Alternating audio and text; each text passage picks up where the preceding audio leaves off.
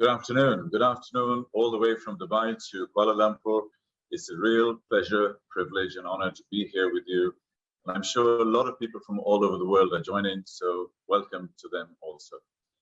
Now, it is a wonderful opportunity, and I congratulate the Commission to talk about humanity and talk about the human side of the future. Because all of the conferences, or most of the conferences that I attend, there's very seldom that we actually get into that human piece. And we talk about what it means to be about trust and ethics and so on. And that is why I congratulate them and all of you. And I'm now going to take you on a journey. But before we do that, let's just set the context quickly. Now, one of the most important things in the world, as we see it today, is the word trust. Now, trust these days is at an absolute premium. It's always been important. But now, going forward, looking into the future, this is now the most important currency as we look ahead. The next area that we need to look at is truth. What is truth? We really don't even understand truth with all the fake news and deep fakes that are around, and the issue of ethics. And we'll really go deeper into the issue of ethics, because that is going to be something that we need to look at as we go forward. Now, empathy and values. Without empathy and values, we won't have a future. So ladies and gentlemen, if you remember nothing else, please just remember this page. And I'm going to take you on this journey where there will be moments where you will feel quite uncomfortable. And because we will be challenging norms and beliefs as we look forward. Now, technology is great, but it has no ethics. We do. Technology is not biased, or it is not controlling anything. We control everything. All of the issues are in our hands. So what we really need to do is that we have to look after the society in terms of our moral compass. Now, when we look at the future in terms of whether we look at our beliefs and what is fair and what is true, the critical thing is that we need to have that central moral balance. Now, as far as Google is concerned, they started out with do no evil. The new things that they talk about is evil is hard to define. So actually, it's starting to become much, much softer. And we really need to be very careful with that. Now, next area is ethics. Just a deeper dive into ethics. When we look at ethics, we need to be asking ourselves some serious questions about beliefs, about norms, about principles, and about what we believe is going to happen. Now, one of the things I learned that ethics is such that ethics changes over time. Now, I always thought ethics was an absolute. Actually, I discovered that it's not. For example, 100 years ago, if we would do a heart transplant, it would be considered that you'd be a witch doctor. Today, you are considered a genius because you're saving people's lives. 50 years ago, IVF for childbirth would be considered completely wrong and inappropriate. Today, it's completely accepted. So our ethics actually do move a little bit as we look into the future. So we need to be able to find that balance within our lives. Now, when we have digital transformation, because that's the big thing that's going on, we also have, it follows a society transformation, and that follows the human transformation. So these three things need to be linked together as we move forward. So this is how I wanted to start and setting the tone that we really, really need to be looking at these elements. Now, COVID has been a massive reset. It's actually really a trailer for what's going on in the future. Now, if we look at some of the big things that have happened during COVID and have been accelerated, amongst them is climate change and the issue of climate change. Actually, COVID is just a shorter version of what may happen, and the whole world may need to come together if actually something happens in terms of climate change and we have a major crisis, because it becomes a global crisis and we all come together. Now, whether it's deforestation or it's the melting ice caps, it is a fundamental shift, because if we stay on the current trajectory, by 2025, we will have over 1 billion refugees and displaced people. So it will look simple refugee movement that goes on these days like a picnic. It really won't even be an issue. Personal health and wellness is another massive issue that we're looking at because of the amount of changes that are going on in terms of technology as we look into the future. The prosperity and the future of work is being redefined as we look into the future. governance and ethics, the whole idea of fake news, the whole essence of deep fakes that are out there, how social media and content and data is being managed, manipulated, and how some major corporations can actually control exactly what we see and exactly what we do with that information. So all of these major mega issues are being controlled by various institutions like the World Bank and the IMF and United Nations. And now they were all set up about 80 years ago, just after the Second World War. And it's really important, ladies and gentlemen, to be able to get a feel for that. We just came out of a great world war. Millions of people had died. So the whole world came together and said, we have to move something forward. This is exactly that moment that we have to seize right now. And if we let this thing go with COVID and nothing happens over the next 2, 3, 4 years and we do not adjust ourselves, we will be in a lot of trouble. Because these organizations are not ready. They're not sort of fit for purpose that we have today. They massively need to be enhanced, perhaps even replaced. And a lot of them are no longer relevant. And I know it's a tough thing to say, but a lot of these organizations are really 20th century organizations. We need to talk about our future. So by reinventing our future, we need to look at a new Bretton Woods conference for the 21st century to redefine our future.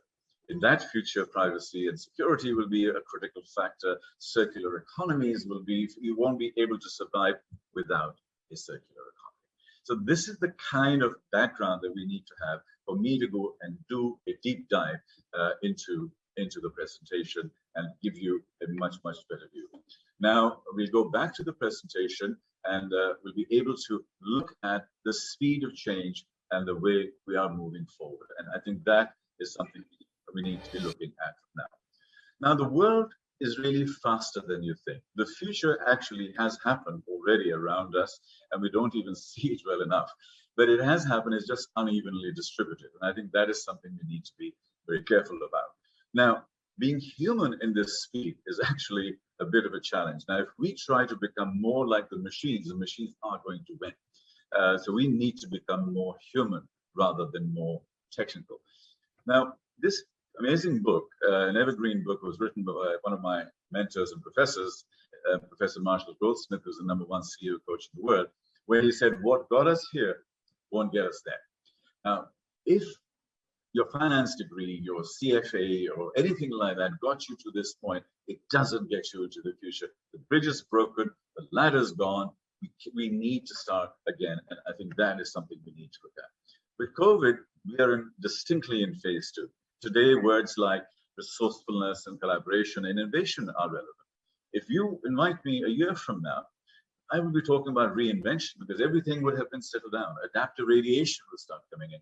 Those are the key elements. Because what has happened in this digital transformation is what used to take decades is now happening in months and sometimes in weeks in industry after industry. Now, because industry is moving that fast, our finance and banking environments, our securities environments, our compliance environments have also to move at exactly the same pace. And otherwise, we are going to get stuck. I thought I'd just give you a little glimpse of 10 years ago. These are things that did not exist 10 years ago, all of them, and we use at least half of them in our daily lives. And the reason I'm showing, and my job today, is to give you the 10-year from now view. What we need to do is news from the future. And that, ladies and gentlemen, is our job today. Because my genuine belief is that by 2030, 80–90% of our future would have been basically embedded, and we would have designed our future by then or not. And that is literally as dramatic as that, because climate change will be has already crossed the tipping point, and that needs to be addressed. We probably would be at singularity, so artificial general intelligence is also starting to come in. AI would have exploded, the convergence, and we'll talk about that. A lot of these things are going to happen. And so the next 10 years are the critical element for us. Now, as we look into this thing, we thought we were going fast, but the whole definition of acceleration of exponential is that the acceleration is by definition accelerating. So what is happening is that there is computation and time All of these things are just going to become an integral part of our day-to-day lives, and they are going to create masses and masses of abundance, making things almost for free, creating and lifting society in a completely different way. Our relationship with technology in the digital age will change, and we as humans need to ask a different set of questions. So we now need to learn from that future, which my thesis is already here. Aging. One of the things that's going to start disappearing is growing old. Growing old will almost be seen as a disease. So here is an example: 100 will be the new 60, 200 will be the new 100. So those things are going to happen. It's an example of what happens when you age. And in the next 20 seconds or so, you will see this person aging from a child to an older person. And all that is happening is that there is these epigenetic changes that are taking place, the stem cell replacements that are required, and these things are being addressed. Now, alligators, sharks, tortoises, they lived 200-300 years. Why can't human beings? And that level of genetic adjustment and genome engagement is being done right now. It's a global project of multi-trillion dollars, and that fundamentally is going to change health. So age will be seen as a disease. Now, when that happens, what is going to change in our lives? Because we will really not be falling sick. Everything will go from healthcare, genuine healthcare, rather than sick care. And the reason all of this is possible now is because we have masses and masses of data that is there with us. Now, the interesting thing about having all this data is that there are new players coming in, and Apple is expected to become the #1 in domestic healthcare by the year 2026, according to their CEO. Go figure, a technology company in healthcare, because healthcare is a massively undisrupted, an environment that really is ripe for disruption, and therefore it needs to be there. So because of all of this data that's available, now, when all of these things happen, we need to be able to see and look into the future. The globe is getting connected through 5G and so on, and I think that is fundamentally going to change the game also. The satellites are going up literally by tens of thousands because it's so easy to do. So what's going to happen is that about 3 to 4 billion people, new minds, new geniuses, new young people are going to come online over the next 5 years. And that is again fundamentally going to change the way we interact. You know, ladies and gentlemen, the more we become connected and the more we engage, the more human we need to become and develop our human skills. Otherwise, technology and collective changes will start happening. So the final thing left for us is our human brain. And I think we need to be looking at that and our heart. Those are really the final two things left as far as technology is concerned for us to stay ahead. So we look at this in a bit more depth. As far as the human brain is concerned, brain augmentation in many ways will create a new industry, a multi-trillion-dollar industry will be created. A lot of new things can be worked on in developing how we are absorbing information, because we have so much information coming through. We'll be looking at holograms and stuff, and really our mentors are going to be people like that as we look into the future. So our relationship with our mentors is going to be through a hologram perhaps, and that also is a new learning. So in that learning, us as human beings need to be looking at something fresh and different. IoT will be everywhere. It'll be literally in every single thing that we are doing, and that sort of connects the whole game. As we look forward, our relationship with our vehicles, our mobility will change, because our cars will be collecting data, and we probably won't be owning cars as we go forward. So this is something else we need to see. And flying cars, drones will be there, flying taxis, airports on top of your malls, Hyperloop getting you from point A to point B at 10x faster, buildings being built in 2 weeks, 3 weeks at a time. All of these things, when they change, they create abundance, they create opportunity, they create an environment where human beings need to see those things in a completely different light. Now, when we did this research from Accenture and Deloitte, and that is that 54% of the companies and corporations and people do not have any program in place to address that. It's a massive opportunity, but also a massive gap. And only about 5% of the companies, up to 8%, have actually digitized. Now, there is every single company every single industry in the world is being disrupted as we speak. So we can run, but we cannot hide. And I think that really is the key. These are some examples from the past, Kodak, and how that happened, and Polaroid and others. And there are new industries that are now going to be going down, and companies that we recognize will no longer exist in 10 years' time. So this study, this was done at Babson College in Boston, basically states that over the next 6 years or so, 75% of the companies in the S&P 500 will no longer exist at all. They get merged, bought out, closed down.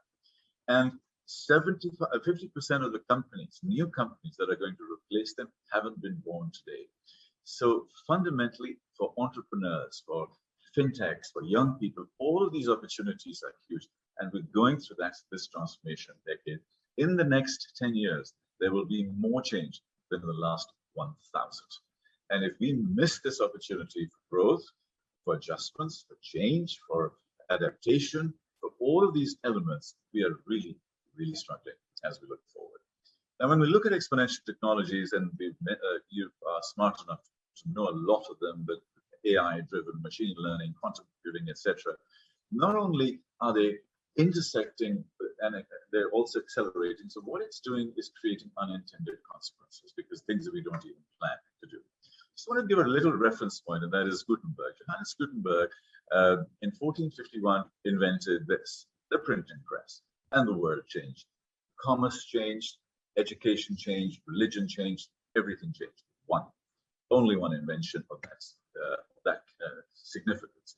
Today, ladies and gentlemen, there are 20 to 25 Gutenberg moments happening simultaneously.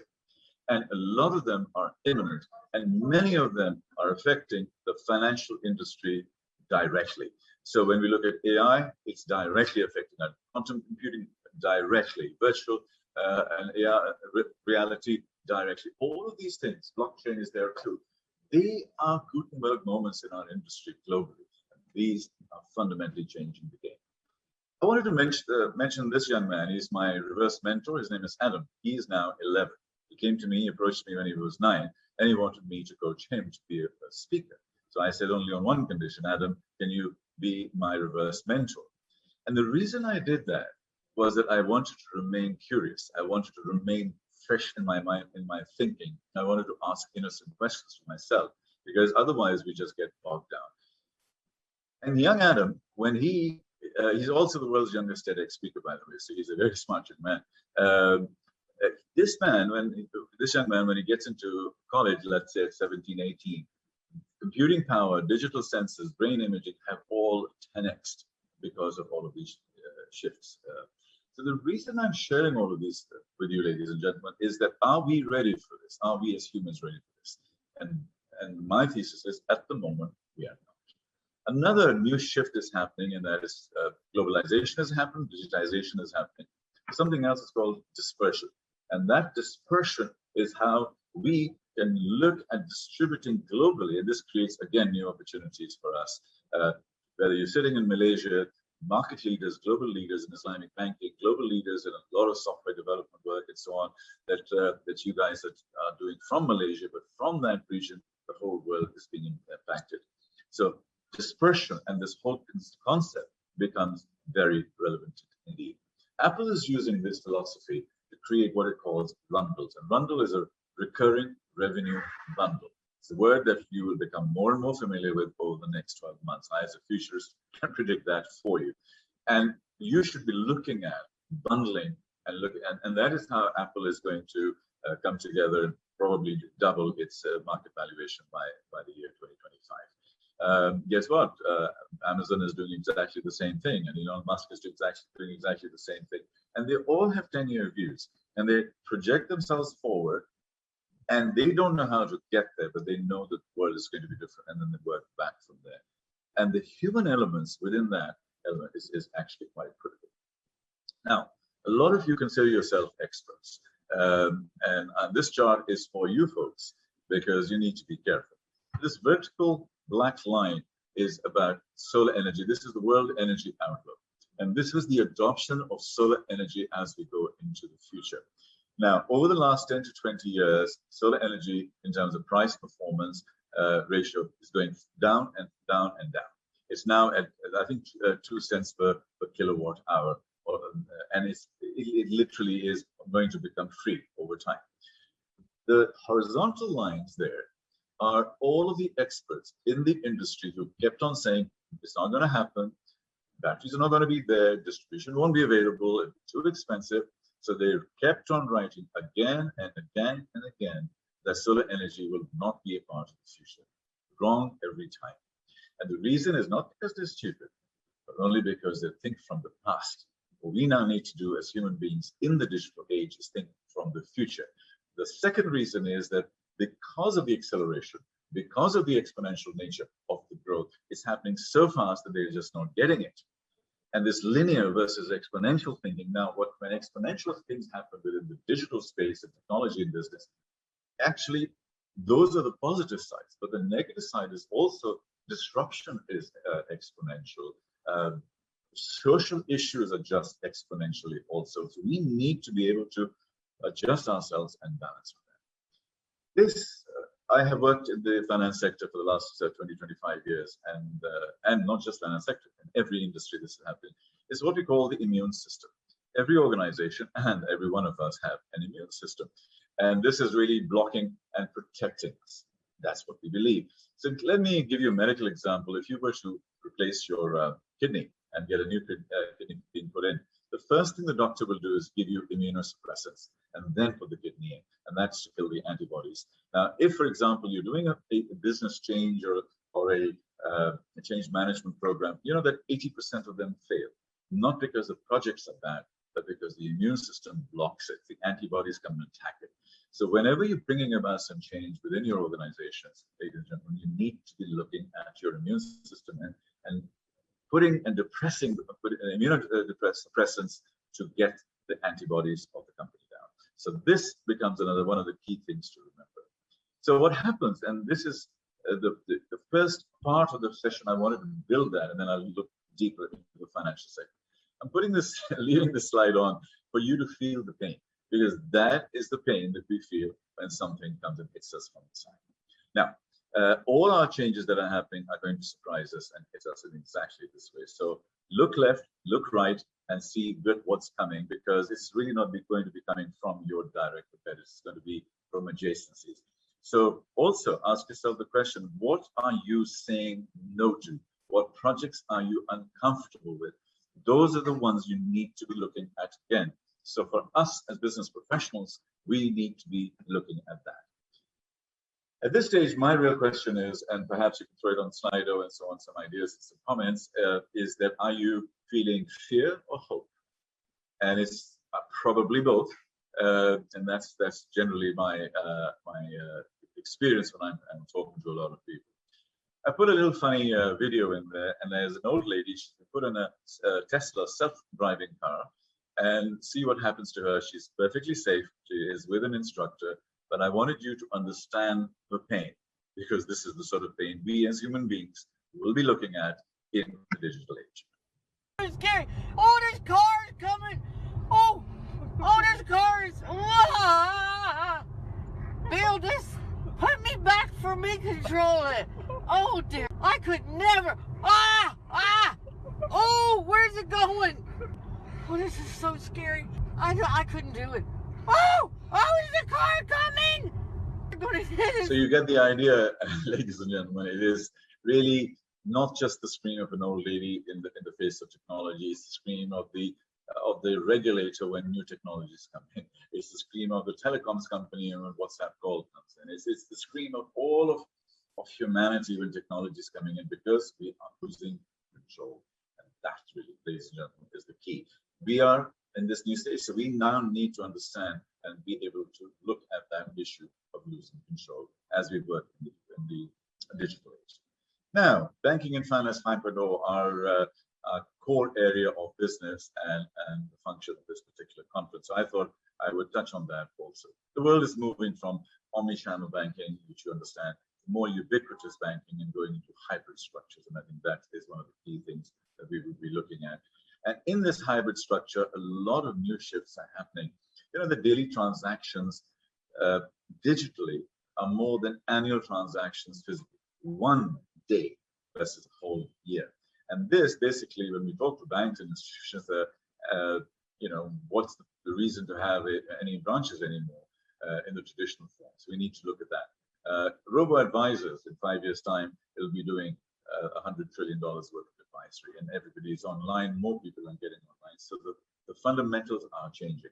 So the other trends are things like KYC. Most people think it's know your customer. Actually, it's kill your customers with paperwork, because that's what we do. And this is where the fintech world today is going to do really well. And KYC will become KYB. It's know your biometrics, not your customer in that context.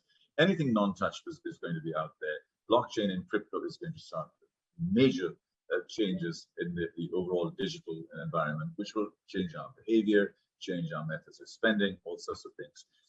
And within this, what we are seeing are gaps in the current financial service offering. And that is the opportunity for fintechs to come in and take over. And I'm sure over the last couple of days, you've heard a lot of this. My quick perspective on this is there's this tussle, this friction, this abrasion, this battle going on between the incumbent banks and the insurgent challengers.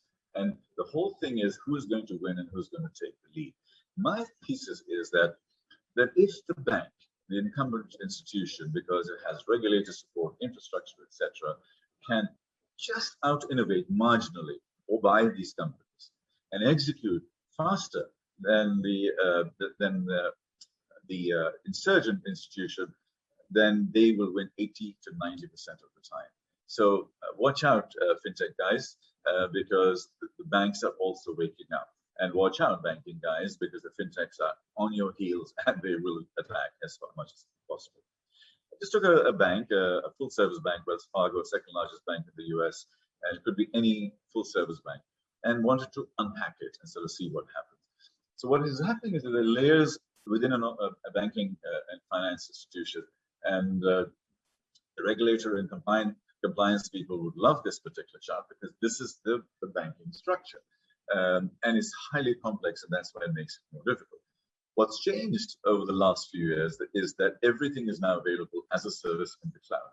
So all of these institutions are getting aggregated and platforms being created so that it makes it easy for anybody to become a fintech. And that's the new shift that's happening. So not only will we have our incumbent banks, but we have startups, corporations, and even consumers can become fintechs. And that becomes the way as we look forward.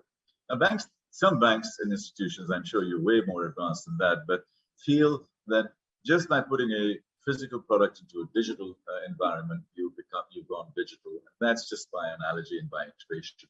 What's changing is behavior. And Yue Bao from Ant Financial, the saving method, which is on the Taobao platform, is that it was just a new saving behavior. People were receiving money on their mobiles and their salaries and so on. And at the end of the month, they had $10, $20, $50 left over. And do you think they put it back in the bank? Of course not.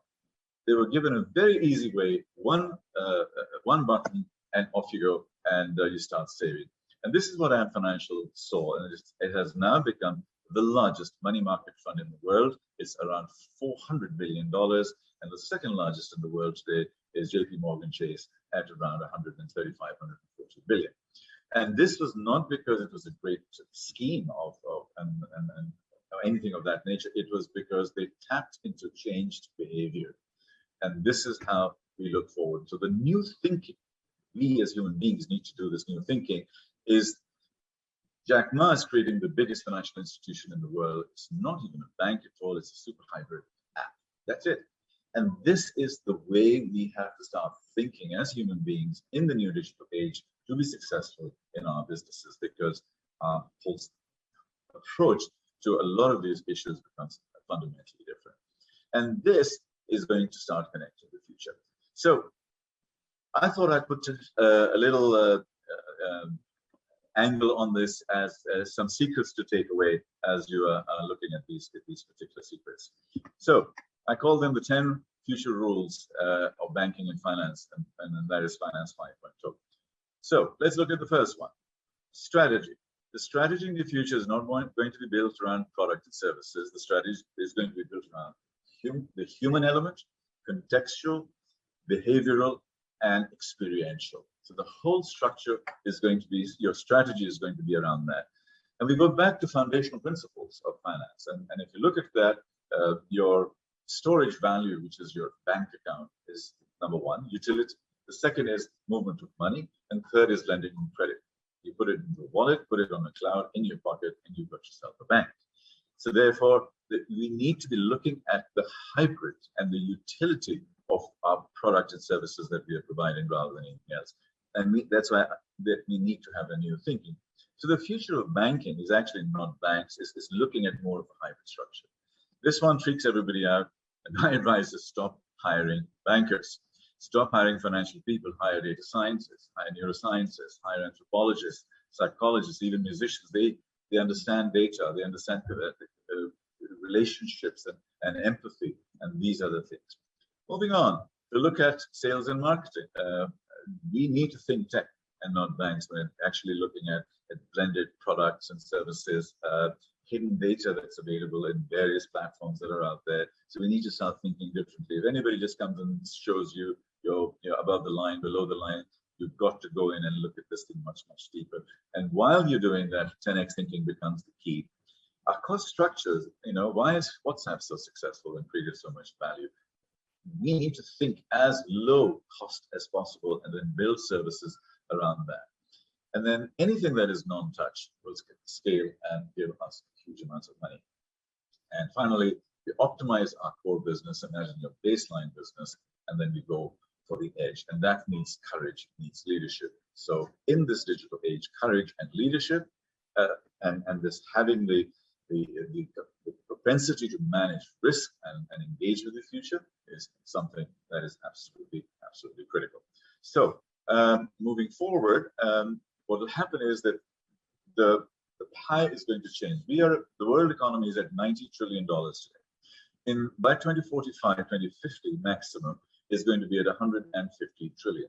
But the mix is going to be different. It's going to be shared between tech giants, between unicorns like Financial, and Tencent WeChat, the incumbent banks, and also the fintech. So the mix. So really, the question is, what pie will we be taking from that, and how you do that? And now, on the final segment of how all of these things in the financial sector and the big macro structure that we looked at, how is that going to change the way we work and the anatomy of our organizations? There are things that we can see, and there are things that we cannot see. And what we need to do is just look at below the surface, below the of this iceberg, and look at the operating system. Our operating system is our belief, and our principle, and our values, and our ethics, and all of those wonderful things. And I think that really is where the future is. All of you, and me, when we go out into the future, we have to ask ourselves a different question now, or different series of questions. It's not our finance degree or law degree, but our purpose, which is at the center of our future. How we look at ethics and mindset and empathy and flow and vitality, these are the new elements for exponential times. This is how, and this is where we are going to put this whole structure in place. And human beings need to be asking these questions: why I do what I do, as opposed to, this is my accounting degree, please can I have the job? I think those are the kinds of things that are going to fundamentally change. And one of the reasons it's going to change is the 64%, this survey was done by Oracle, trust a robot more than they trust their managers. Go figure, how are you going to work with that? Now, I'm sure this number has gone up even more because this is almost 2 years ago.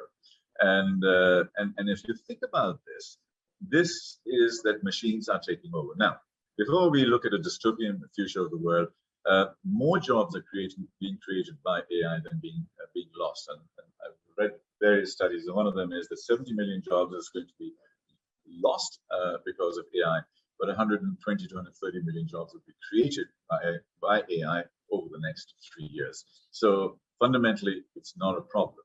However, the only fundamental things that are left with us now is our brain and our heart, which basically are elements of intuition and love and harmony and all of those things. Because anything that is available to be digitized, anything, will be 1,000 times faster and 1,000 times cheaper. But anything and everything that cannot be digitized, at least not yet, for a long, long time, and that is love, empathy, compassion, harmony, spirit, common sense, heart, soul, all of these things cannot. And those are the things that will fundamentally make us human in the future. If we try and compete with machines and become more like machines, which a lot of people are doing, that's our number one danger. We should not become like the machines, because then they will win. We should become more human as we look into the future. And that becomes our core. And the heart and the brain and that connection together is it. Here's a little fun study that was done on creativity, because in this new world of computers and technology and digital environment, creativity is critical. Now, the thesis is that creativity goes down as we grow older. Let's just quickly test it. Here's a cute little girl, 3-4 years of age, and all over the world, we ask the same question. Please ask this question: is the creativity high or very high? Very high, 95%. Then we go to school, it goes down to 50%. Then we end up in college, which is at 25%. And finally, us, ladies and gentlemen, are at a handsome 10%. So we were born geniuses, creative geniuses, and we dumped ourselves down. And that is the shame. Now, this is reversible. There's not a serious damage. By the way, there's a newer study that has just recently come out this year, which has defined that this is gone down to gone up. 95 has gone up to 98%, and the 10% has gone down to 2 to 3% in terms of creativity. So it's actually getting worse. So moving forward, sorry. So moving forward, I just wanted to see the new degrees that can be. You're not going to be looking at the standard finance degrees and so on. We'll be looking. People joining should be looking at a second qualification in ethics and environment and digital transformation and stuff like that. So those are the kinds of things that we need to be able to put together. Our leadership structures. Our leadership structure is also going to change, because we need to think like a futurist, innovator. We need to think 10x, and we need to be a humanitarian. I think we need to be looking at all of those elements. Now, 60-year-olds are making decisions, 40-year-olds, some things are executing, in 20, some things are basically consuming. This is because of the age that we are in, a young demographic population. So this is something which we have to look at. So I call this 60-40-20 rule. So we need to do new things in terms of as we go into the future, like mentoring, like looking at art and culture, learning how to code and stuff. However, all of these things are only relevant when we as human beings are happy, when we know what truly matters. And really, at the end of the day, what truly matters is love and harmony and so on. And we need to have a different structure and a different method of pulling this whole thing together. So this, ladies and gentlemen, is the basic presentation, and I will go back and engage with you on a one-on-one basis and just look at some of the key elements as we go forward. And we'll go back to the main slide so I can engage with the audience.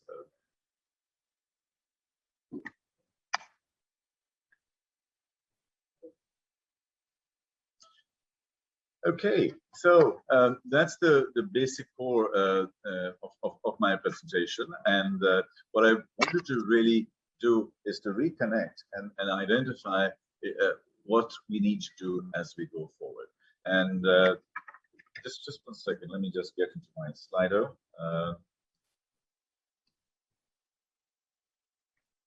Right, so what in this environment, we were looking at some new questions, and new questions that I'm looking at are the 21st century is defined radically by new institutions, the ones that are more driven by more by our hearts than with our minds. So we need to be looking at those kinds of elements. The new structure that we're looking at, because the capitalism as we are looking at this moment in time is really not working. So extreme capitalism, like in the United States, versus, I don't know, social capitalism or sustainable capitalism or stakeholder capitalism. All of these new words are coming in. We really need to do a reset on that. And one of the bases on which we can do the reset is to go beyond and look at people, planet, purpose, prosperity, and I've added philanthropy. All of these elements coming together is really going to define our future, and that's New Balance. And every single CEO, every single person needs to be able to address that. And we are at a very crucial moment at this moment in time in history. And our current economics story and structure, logic is not working. The infrastructures and design of profit at all costs kind of thing served us very well for a long time. It doesn't anymore. We now need to be looking at new ways of doing things, because that's a medieval or a 20th century structure. But in our more new digital, technological transformation world, we have to address different issues. And finally, what can leaders and politicians and people like yourselves, what can you do? We should look at financial markets, and financial markets, we need to reset that in our heads. And your Security and Exchange Commission is that, do we just reward profit and just one solitary element, or are we looking at other elements within that a company before we value the company? So the stock market needs to be looked at. Stories are being told right now, literally by the technology companies through social media and so on, and then they sell the service back to us. And that is, the stories need to be told by creators, by human beings, by you, me, on a more general basis, rather than by thrusting it. The two people who tend to do that, one of them is Hollywood, and through that, and the media side, and all of the that keep that side, and the other one is to the big tech giants. And these are the two elements we need to be super careful about as we look forward into the future.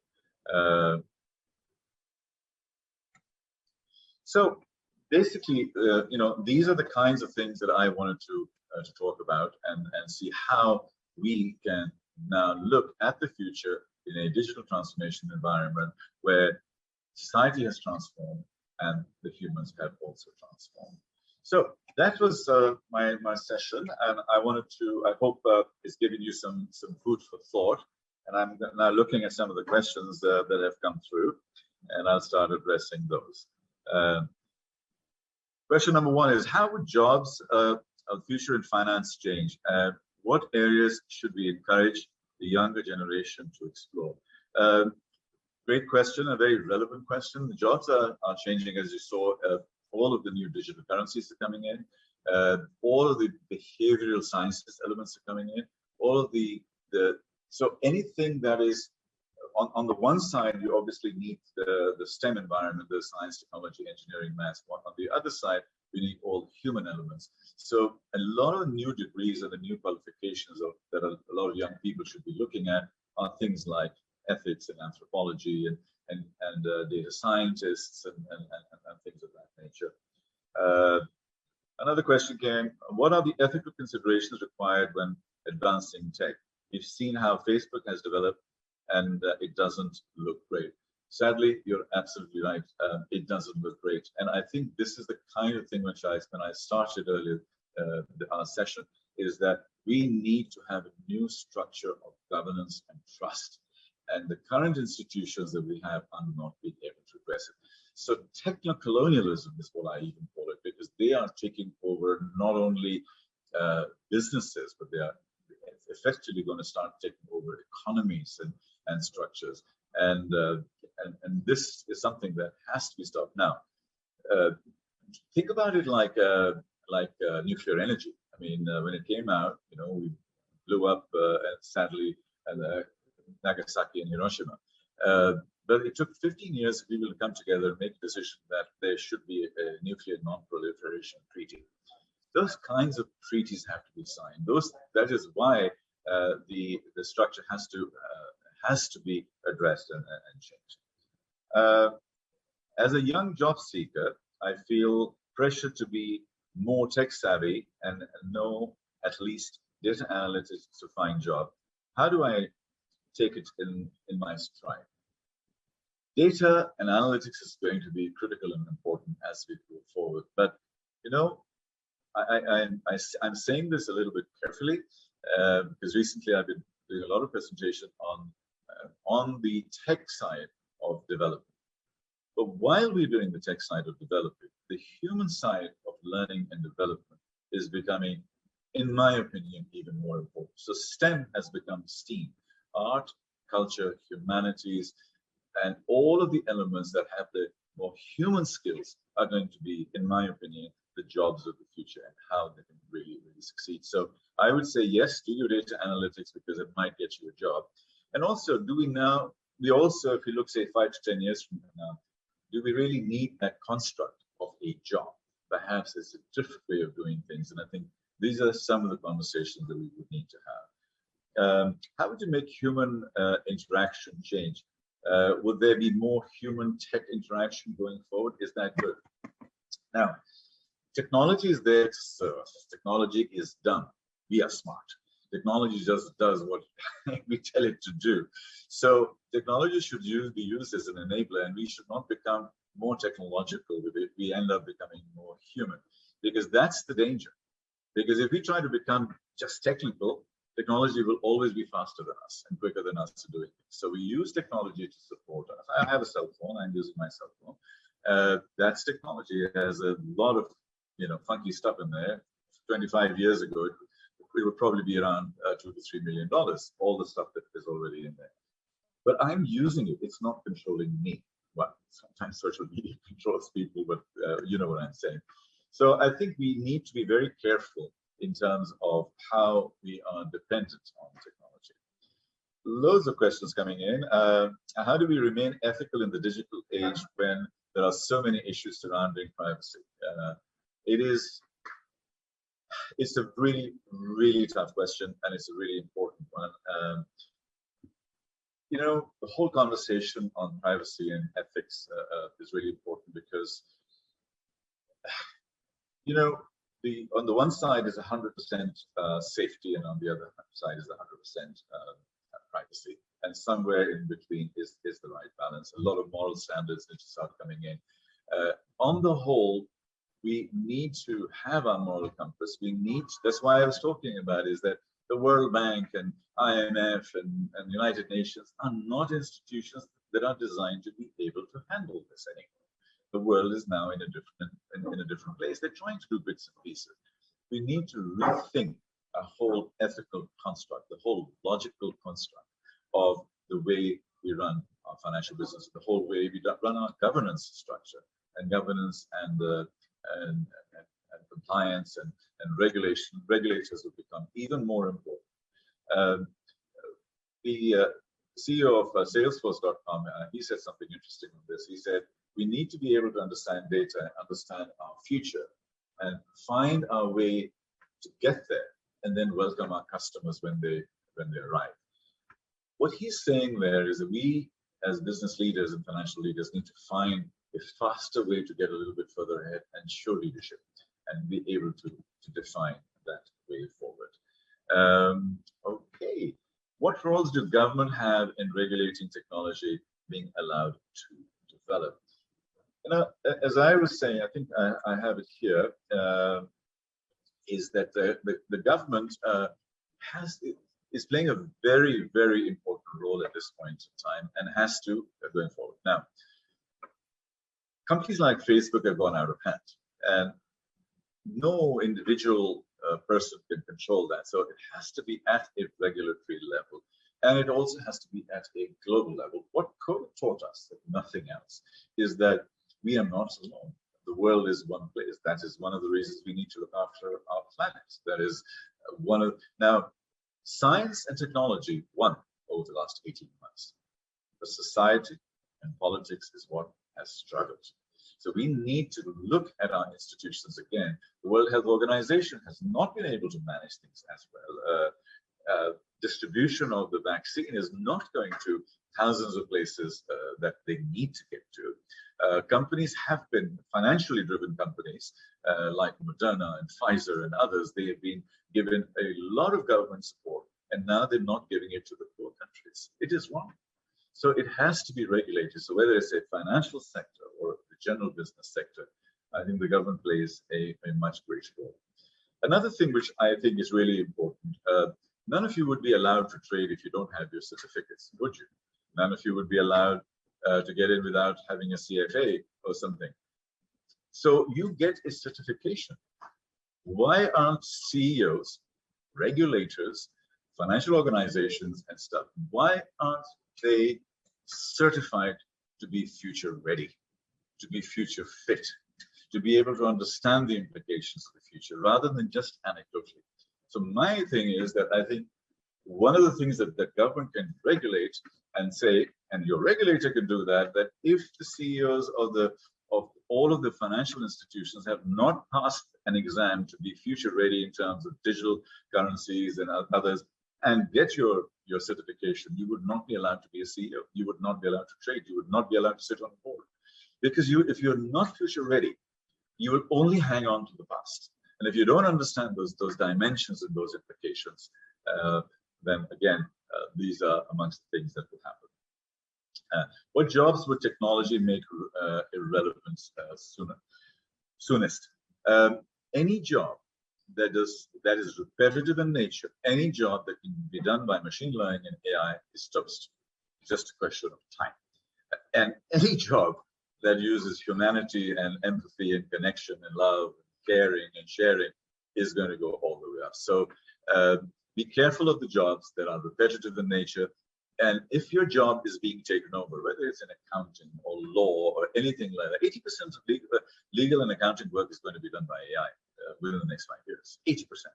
So not that you don't have a job, you just have to develop yourself in a different way by using your core knowledge and then understanding and spending more time in engaging with your customers.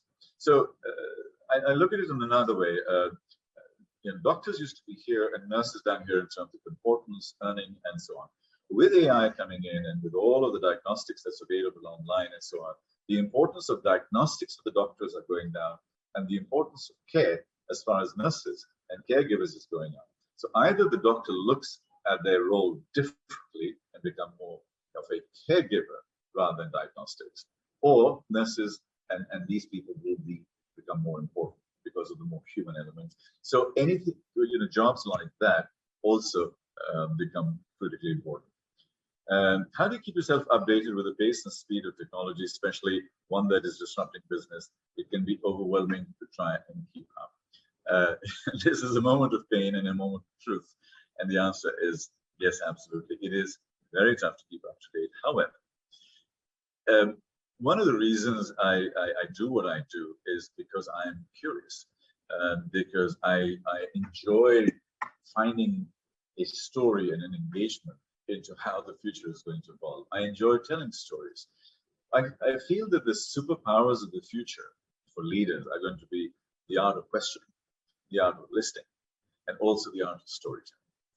And those are the kinds of skills that you need to start developing as you do that. And while you're doing that, do research. By the way, every single thing is now available on Google by definition. So therefore, all information is out there. We just need to get it. So we need to build our frameworks.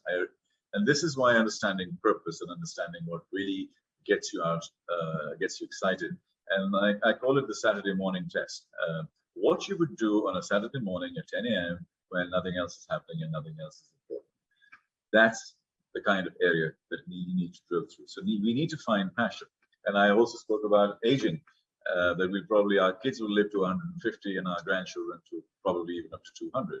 So a lot of things are going to change. So the whole philosophy of retirement and stuff is not going to happen. So we have to look at passion. We have to look at our structure and basically drive it from there.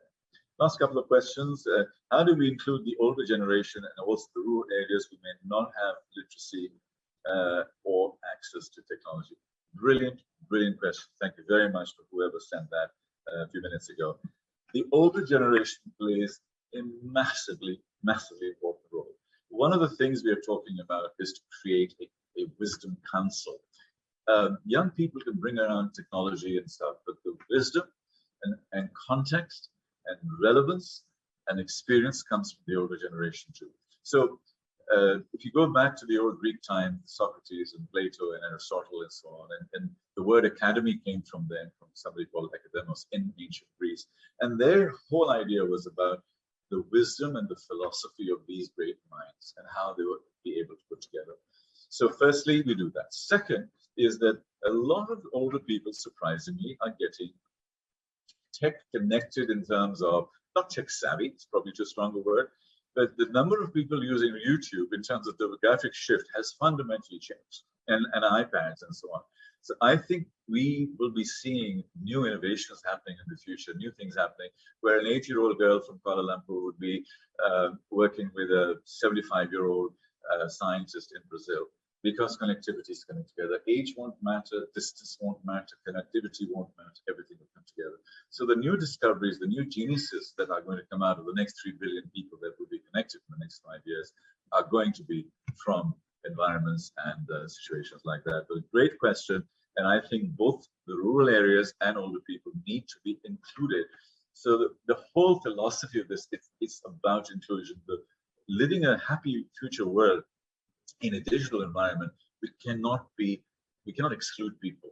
So therefore, the whole current structure of profit only and working in a hard environment like that has to fundamentally change. And that is why philanthropy and prosperity, the word prosperity is about making people better. So our governments, our institutions need to be able to look at that. How far are we from the reality of machines taking over our lives?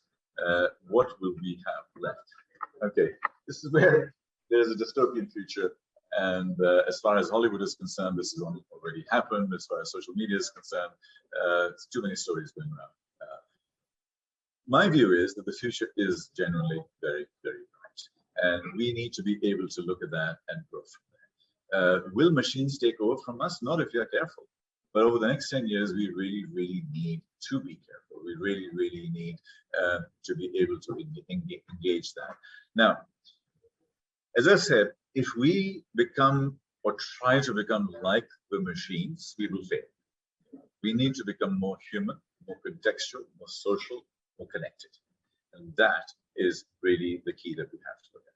So we have to make some difficult choices just to sort of wrap up. And amongst these difficult choices, we have to rethink our priorities. We decide we don't give data to companies that who will then use it and sell it back to us. We make those choices. These are our choices. So it's that's what has to happen. Don't buy stock from non-ESG companies. Use your money to make that decision and make that hard choice. And be more human in every single thing that you do and every decision that you make. We can and should have a great future. We can build more harmony in this digital age. It's entirely possible that it is our choice. That the only question left is, are we emotionally ready? Are we physically ready to be a part of this particular future? So, ladies and gentlemen, this is where I would like to end. I think that there are more questions coming in. I have about a minute to go, I think, and on the hour. Can one learn to be curious or relearn curiosity as an adult? The answer is absolutely yes. One of the biggest challenges of the future of education is unlearning. You need to unlearn a lot and then relearn. Curiosity can be learned.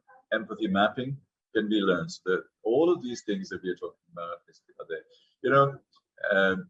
You are always curious about things that you love. So let's find things that we do actually love, and I promise you, you will end up becoming more curious. Okay. Anything else?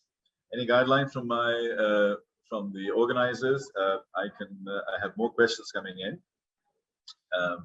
And would you like me to end and with a final comment or any feedback? All right. So then I will end.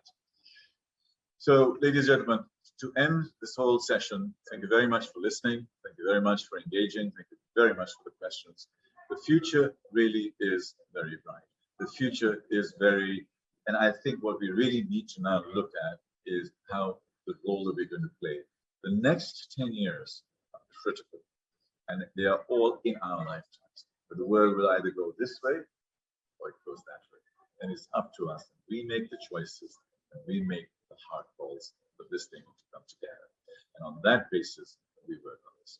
So thank you very much indeed for your attention. I hope the session has been useful. And my hope was that this thing is something that would help you to be more positive about the future, because that is what I am. I'm very optimistic, and I believe in human kindness. I believe in human compassion. I believe in human empathy, and I think all of these things are going to come together